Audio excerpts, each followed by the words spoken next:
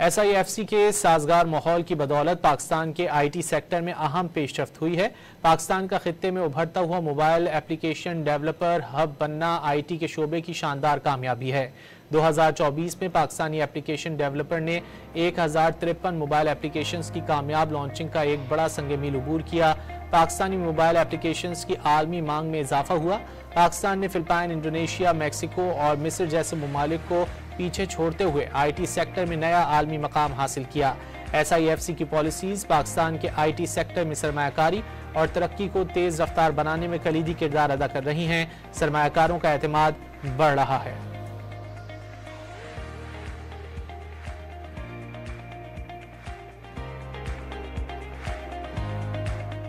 दो 2024 में Pakistani application developer ने 1053 मोबाइल एप्लीकेशंस की कामयाब लॉन्चिंग का एक बड़ा संग मील अबूर किया।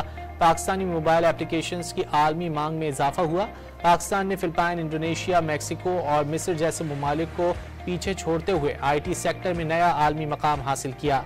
SIFC की पॉलिसीज पाकिस्तान के IT सेक्टर में सरमायाकारी और तरक्की को तेज रफ्तार बनाने में कलीदी किरदार अदा कर रही हैं। सरमायाकारों का एतमाद बढ़ रहा है।